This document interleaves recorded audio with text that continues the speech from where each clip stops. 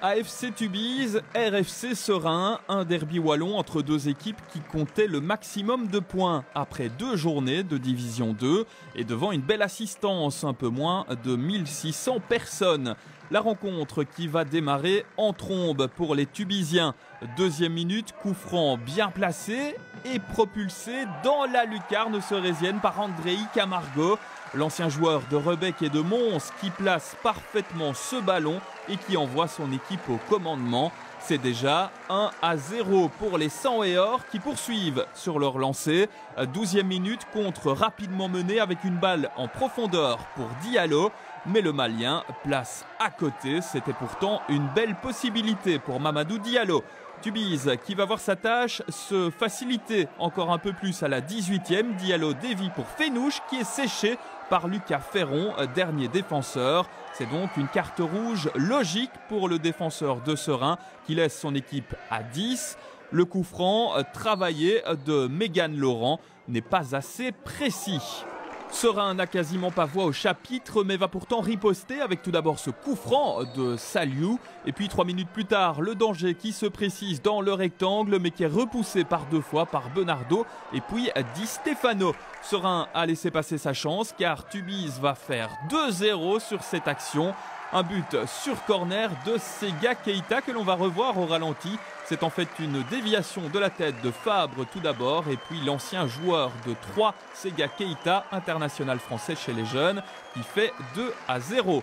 Tubize qui veut complètement assommer son adversaire. 34e minute en contre, bon centre de Diallo pour Fénouche qui gâche cette grosse occasion. Le franco-algérien n'est pas en réussite, mais Diallo par contre marque comme il respire.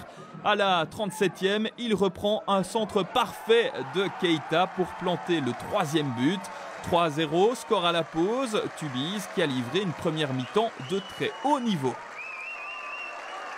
Au retour sur le terrain, par contre, ce sera moins bon, même si les Brabançons ont encore des occasions avec ce beau solo de Mégane Laurent, imprécis à la conclusion. Et puis encore Mehdi Fénouche qui s'infiltre bien ici, mais ne parvient toujours pas à tromper Maxime Mignon. Seraing va réduire l'écart à la 56e minute. Un but surprenant de Doumbia avec cette frappe de loin. Quentin Benardo, le gardien français de l'AFC Tubize, qui aurait certainement dû capter ce ballon. Ce but, le premier encaissé par Tubize en championnat, ne va toutefois pas changer grand-chose car Seraing est complètement dominé.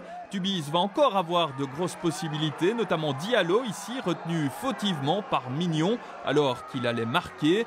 Et puis Fénouche, en fin de match, va à nouveau louper le cadre à bout portant à la 84e minute alors que Nicolas Garcia, monté en fin de match, va lui aussi rater la fin de son action.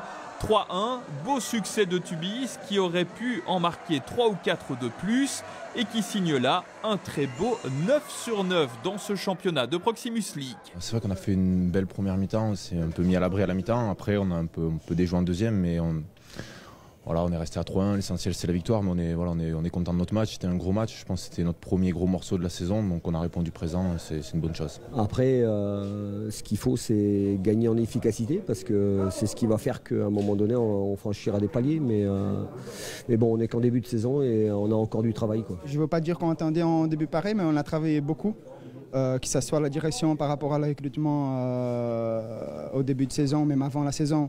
Et puis après à la préparation, on a travaillé énormément pour arriver là. Maintenant, dire qu'on attendait à ça, on ne sait jamais dire. Mais bon, on fait énormément pour être en haut de ces tableaux et pour l'instant, ça paye.